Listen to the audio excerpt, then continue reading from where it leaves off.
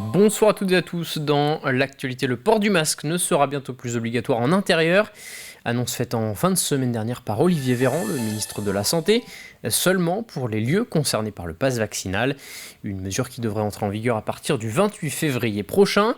Alors comment les Vendéens ont-ils réagi à cette annonce? Pierre Dalicieux est allé poser la question dans les rues de La Roche-sur-Yon. Reportage.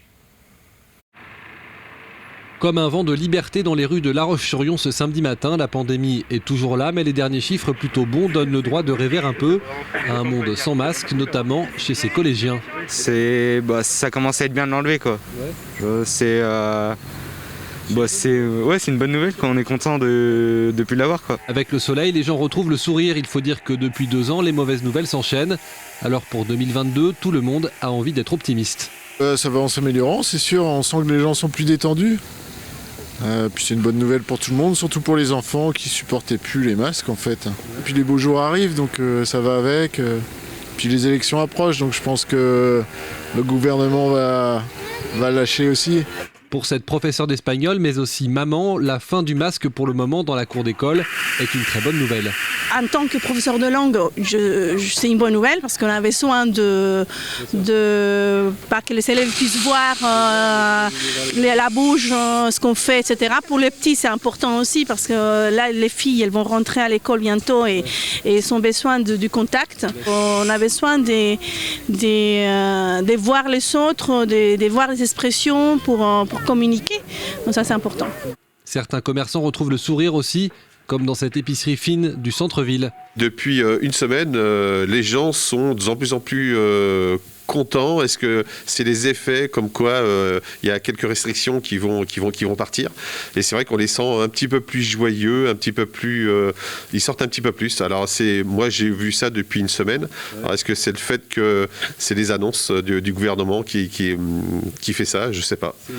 C'est une très bonne nouvelle. Les gens vont sortir un petit peu plus. Ils vont se sentir un petit peu plus entre parenthèses protégés. Ils vont se dire voilà, ils seront un petit peu plus libres. La pandémie n'est pas terminée, mais avec les allègements des contraintes annoncées un peu partout, pour le moment, tout porte à croire que l'on est sur la bonne voie. En politique, à 55 jours du premier tour de l'élection présidentielle, un comité de soutien à Emmanuel Macron s'est formé en Vendée.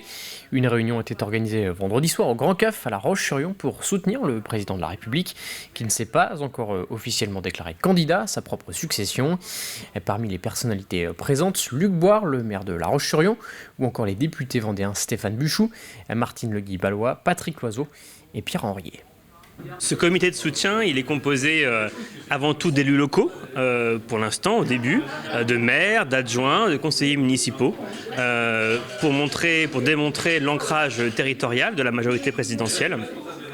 Son rôle est d'en appeler à la candidature, de travailler sur le terrain à la réélection d'Emmanuel Macron. Emmanuel Macron, nous l'espérons fortement, annoncera prochainement sa candidature. Nous le souhaitons, nous l'appelons. Emmanuel Macron a un bilan solide. Ce bilan doit être poursuivi, son action doit être poursuivie. Et toujours à propos de cette élection présidentielle qui se tiendra en avril prochain, Valérie Pécresse, candidate pour le parti Les Républicains, sera en visite en Vendée ce jeudi.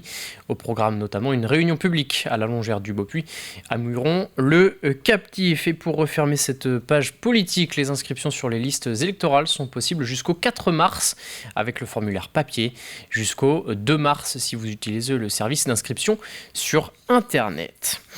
Au chapitre social, un peu moins d'un mois après un premier mouvement de grève, les salariés de Sogetrel sont de nouveau mobilisés devant leurs locaux de La Roche-sur-Yon. L'entreprise sous-traitante d'Orange dans le déploiement de la fibre a perdu les contrats avec l'opérateur pour la Loire-Atlantique et la Vendée. Après des premiers échanges avec la direction le mois dernier, les salariés estiment ne pas avoir été entendus. Ils demandent à être transférés au sein de Circe, nouvelle détentrice des contrats pour la fibre, une pratique selon eux régulièrement réalisée dans le secteur des télécoms. Écoutez. La grosse base de revendication, c'est les accords de transfert. On attend toujours des réponses au niveau des salaires, maintien de salaire, au niveau pas mal des TJ, des repas par exemple. Tout ce qui était nos avantages de salaire, pour l'instant on attend pas mal de réponses. On nous demande encore d'attendre jusqu'au 22 février pour avoir réellement les conditions de reprise, quoi, en fait, mais qui semblent encore un peu floues. Aujourd'hui, c'est simple, on nous propose 2 solutions. C'est au niveau de la clause de mobilité pour aller travailler soit dans le sud, dans le nord ou dans tous les départements de la France où se jetterait là une société. Ou alors, c'est une négociation de transfert qui se fait avec un collaborateur à côté. Voilà. Ou un licenciement tout simple, oui. Partons désormais à la découverte de la 10e édition du rallye des Givrés. À Mortagne-sur-Sèvre, ce week-end, plusieurs centaines de voitures et autres véhicules anciens se sont rassemblés pour un circuit de 110 km à travers 3 départements. Un événement qui a réuni de nombreux passionnés d'automobile. Reportage, Grégoire de Châtillon. Voici une belle américaine. C'est une Chrysler New Yorker de 1955 qui vient du Canada et on l'a depuis 4 ans. C'est une Renault 6, les premières sorties de Renault 6, elle est 70, c'est une mai 70. Des véhicules anciens qui débarquent entre 2 balades pour une pause ici, sur ce parking. Le rallye des Givrés, c'est sûr, ne passe pas inaperçu. Il y a un panachage très varié de véhicules anciens. La doyenne date de 1910, la plus récente des années 90. On dit qu'on balaye un petit peu 80 ans d'histoire automobile. Mais il n'y a pas que ça, il y a aussi des cyclomoteurs, des motos. Vous avez vu, il y a des poids lourds aussi même. Donc non, c'est très varié et c'est ce qui fait, je pense, aussi un petit peu le succès de notre manifestation. Ici, une moto anglaise BSA B31 de 1952. Cette voiture, elle, est une Amilcar C3 de 1933. Amilcar, c'est une marque française qui était fabriquée à Saint-Denis, en région parisienne en fait, et qui a commencé en faisant des cyclecars, des voitures, on va pas dire bon marché, mais des voitures populaires dans les années 20. Et celle-ci date des années 30, c'est-à-dire qu'ils avaient commencé à faire des carrosseries plus cossues, donc des petits coupés. 250 véhicules anciens exposés dans un même lieu, cela fait venir les curieux, tout comme les amateurs de belles mécaniques. C'est sympa, ça change un peu de ce qu'on voit d'habitude. On est passionnés, donc voilà. Et c'est très chouette. Et puis à Mortal, ça fait vivre notre ville. C'est trop chouette, c'est trop bien. Un événement convivial qui a réuni environ 500 participants, des passionnés qui, avec leur véhicule, ont parcouru 110 km à travers les routes du Haut-Bocage.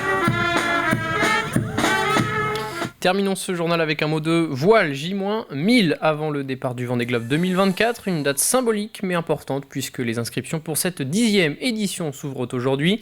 Les skippers ont jusqu'au 2 octobre 2023 pour déposer leur dossier de candidature et 40 projets seront retenus à l'issue des courses qualificatives. Les 13 premiers bateaux neufs construits depuis la dernière édition sont également automatiquement qualifiés. C'est la fin de cette édition, très bonne soirée sur TV Vendée.